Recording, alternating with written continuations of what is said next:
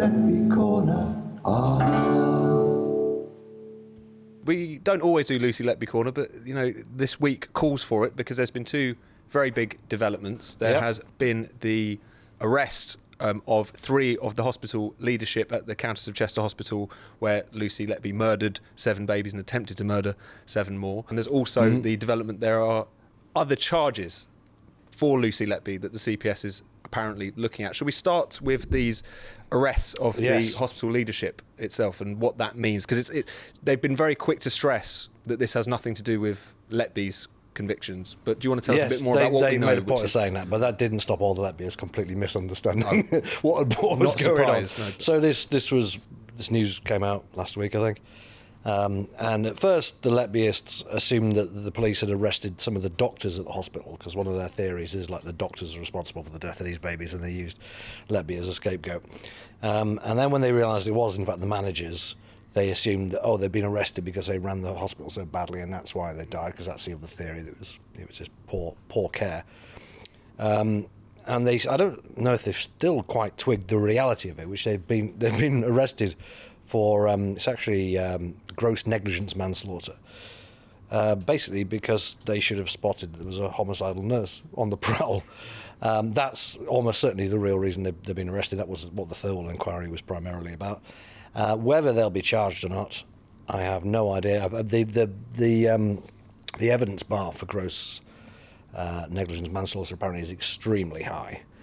Because they could get life in prison if they... Yeah, the difference between gross negligence manslaughter and corporate manslaughter is that corporate manslaughter applies to institutions, whereas gross negligence manslaughter applies to individuals. So yeah, they could, as individuals, get quite a lot of time in prison if it can be shown that their actions led to some of these deaths. To be fair, although they did not acquit themselves very well as managers or in the Thirlwell inquiry, I think it's fairly hard, I would say, to make a case that lives could be saved if they'd acted... Well, obviously, in theory, lives could be saved if they'd acted differently, but I think it's quite difficult to point to a particular moment.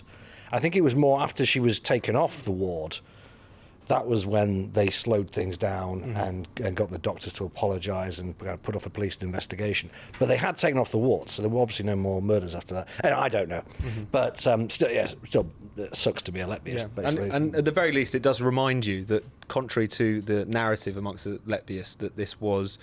Lucy Letby was thrown under the bus to obscure the failings of the hospital and the hospital management in general.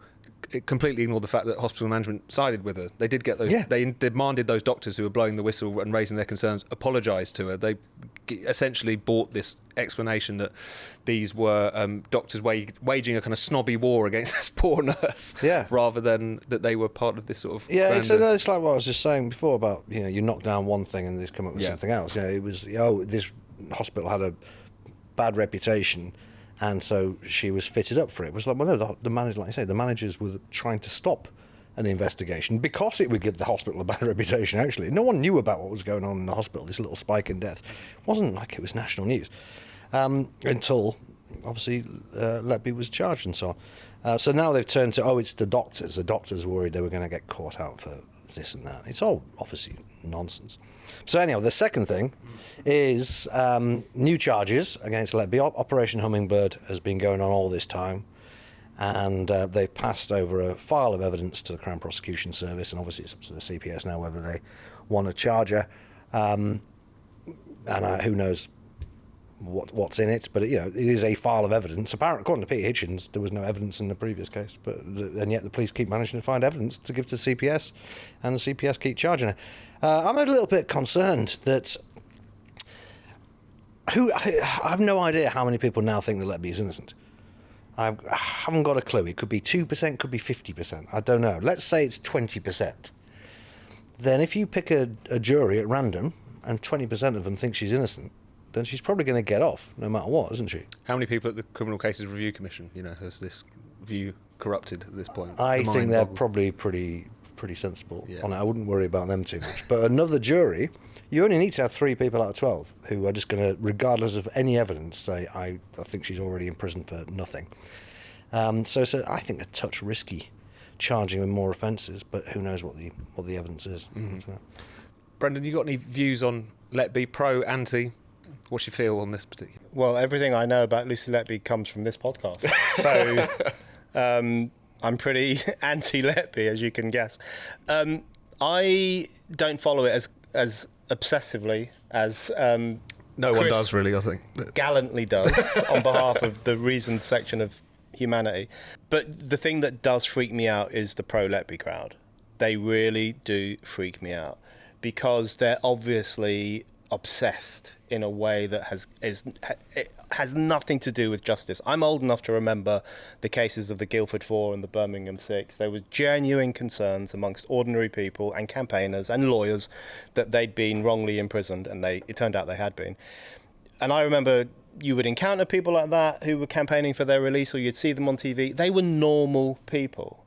They didn't think that the Guildford Four and the Birmingham Six were the best human beings that ever lived. They didn't think they were, wonderful, special, virtuous creatures. They weren't holding birthday parties. They weren't holding birthday parties for them. They weren't. Didn't think they were whistleblowers. No, they didn't. They didn't go in for any of that. It was just a normal miscarriage of justice campaign. But when you look at this one, it's got such a creepy edge to it. And I know that's partly because we have the internet now, and we didn't have the internet in the late 1980s, and so that lends it to all sorts of weird obsessions. But when I see these people or read about them, they remind me, do you remember during COVID when the vaccine was going out and people would turn up at vaccine centres waving documents saying, we've got these documents from the UN or something saying you're guilty of genocide. Do you remember that? And it was just complete bullshit. They remind me of those people. That Venn diagram is a circle, I think. Yeah, in terms of the I think groups they're we're very talking similar people, which is that they get this bee in their bonnet, they obsess over it. There is not one sliver of sunlight of disinfectant that could change their minds. Absolutely not one spot of sunlight could make them change their minds. They are now devoted to this cause in a way that I actually find quite frightening. And my personal view is that she did it, and it is unforgivable that people are out there campaigning day after day in this really creepy way for a pretty wicked killer to be freed from jail. That's my view. There's some of them, like Phil Hammond at Private Eye and Peter Hitchens, they insist that they don't know whether she's innocent or not. Now, I'm pretty sure they must think she's innocent, otherwise they wouldn't be constantly banging on about it. But their official position is, we just don't know. Well, has there ever, this is a genuine question, has there ever been a miscarriage of justice uncovered, a person released from prison, not because of a campaign like with the Guildford Four, where you had people going like, we've got evidence that they're innocent, we know it wasn't them, we've got to free them as soon as possible. But on the contrary, a load of people who, officially at least, say, I'm not sure about whether she got a fair trial or not. I think we should just redo it. Let's just rerun the 10-month trial again. They don't seem the type. No. That's about as far as... It isn't, I don't think that's ever happened before, where you've had a retrial and someone released from prison just because a few people are like, I don't know about this case, seems a bit fishy to me.